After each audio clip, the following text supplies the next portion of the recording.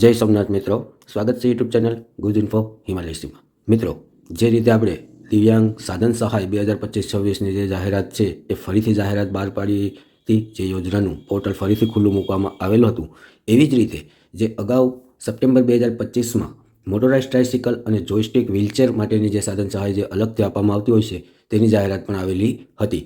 તે પોર્ટલને પણ ફરીથી ખુલ્લું મૂકવામાં આવ્યું છે અને એને જે ફોર્મ છે એ ફરીથી ભરવા માટે જે જાહેરાત છે એ સામાજિક ન્યાય અને અધિકારિતા વિભાગ દ્વારા કરવામાં આવી છે. તો જે પણ જે દિવ્યાંગ મિત્રો છે જેમને એ સમયે કોઈ ખ્યાલ ન હોય કે ભરવાના ફોર્મ રહી ગયા હોય તો તેઓ ફરીથી આનો લાભ લઈ શકે અને ફોર્મ ભરી અને એનો લાભ મેળવી શકે તે માટે આ જે જાહેરાત છે એ ફરીથી આપવામાં આવી છે. જાહેરાતના જે મિત્રો ક્રાઇટેરિયાને છે એ આપણે અગાઉના વિડીયોમાં ડિટેલમાં ચર્ચા કરેલ છે, તેની વધારે આપણે અહીંયા વિગત નહીં કરીશું. પણ જે 60% વધારે ડિસેબિલિટી હોય અને જે ક્રાઇટેરિયામાં આવતા હોય તેઓ આ ફોર્મ ભરી શકશે.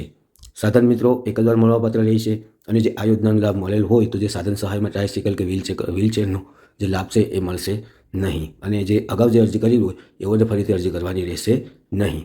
આ પણ અરજી જે છે એ ઈ સમાજ કલ્યાણના જે પોર્ટલ છે એની ઉપર જ ઓનલાઈન કરવાની રહેશે અને તે પણ તારીખ 31/12/2025 સુધીમાં કરવાની રહેશે. તો ઘણા બધા જે મિત્રો છે એ કોમેન્ટમાં ને જણાવતા હોય છે કે જેઓને મોટોરાઇઝ ટ્રાયસિકલની ખાસ જરૂરિયાત હોય છે તો તેઓ માટે ફરીથી જે આ જાહેરાત છે 2025-26ની તે બહાર પાડવામાં આવી છે. તો તેઓ આ જે ફોર્મ છે એ ઓનલાઈન ભરી દે અને એનો લાભ મેળવી શકશે. તો ખાસ કરીને જે આ વિડીયો છે એ આપણે ફરીથી જે જાહેરાત આવી છે એના માટે આપના સુધી પહોંચાડવાનો પ્રયત્ન કર્યો છે. વિડીયો મિત્રો સારો લાગ્યો હોય તો દરેક દિવ્યાંગ મિત્રો સુધી શેર કરજો. ખાસ કરીને એવા દિવ્યાંગ મિત્રો જે જરૂરિયાતમંદ હોય તો તેઓને એનો લાભ મળી શકે. તો બસ મિત્રો, આ વિડીયોમાં આટલું જ.